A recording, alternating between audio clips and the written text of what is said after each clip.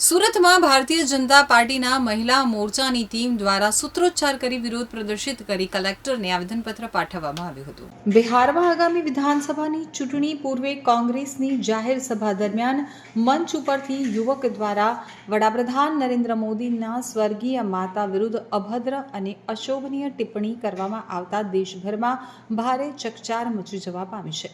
તો ભારતીય જનતા પાર્ટી દ્વારા બિહાર બંધના એલાન બાદ આજરોજ સુરતમાં કલેક્ટર કચેરી ખાતે ભારતીય જનતા પાર્ટીના મહિલા મોરચાની આગેવાનીમાં મોટી સંખ્યામાં કાર્યકરો દ્વારા સૂત્રોચ્ચાર સાથે જિલ્લા કલેક્ટરને આવેદનપત્ર પાઠવી અને જવાબદાર વિરુદ્ધ સખત કાર્યવાહીની માંગ કરવામાં આવી હતી। બિહારમાં આગામી વિધાનસભા ચૂંટણીને પગલે રાજકારણમાં ગરમાવો આવ્યો છે। એક તરફ રાહુલ ગાંધી દ્વારા વોટ અધિકાર યાત્રાનું આયોજન કરવામાં આવ્યું હતું, ત્યારે જ કોંગ્રેસ અને રાજધાની રાજ્યસભા દરમિયાન મંચ પરથી યુવક દ્વારા વડાપ્રધાન નરેન્દ્ર મોદીના સ્વર્ગીય માતા વિરુદ્ધ અશોભનીય ટિપ્પણી કરવામાં આવતા દેશભરમાં ભારે રોષ ફાટી નીકળ્યો હતો। તો ભારતીય જનતા પાર્ટી દ્વારા પણ આ પ્રકારની ઘટનાને સખત શબ્દોમાં વખોડી કાઢવામાં આવી હતી। તો બીજી તરફ હાલમાં જ ભાજપ દ્વારા બિહાર બંધના એલાન બાદ દેશભરમાં આ ઘટનાના વિરોધમાં આયોજનો કરવામાં આવી રહ્યા છે, જેના ભાગરૂપે આજે સવારે 11 વાગે ઈચ્છાનાથ મહાદેવ મંદિરથી મહિલા મોરચાની આગેવાનીમાં મોટી સંખ્યામાં બહેનો અને કાર્યકરો રેલીમાં જોડાયા હતા।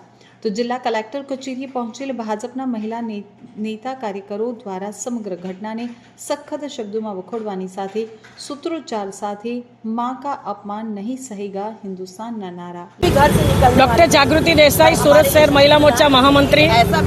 आज बधी ज बहनों अहींया राहुल गांधीजी द्वारा नरेंद्र मोदीजीना मां हीराबा उपर जे अभद्र टिप्पणी करवामां आवी छे एना माटे अमे अहींया भेगा थया छे।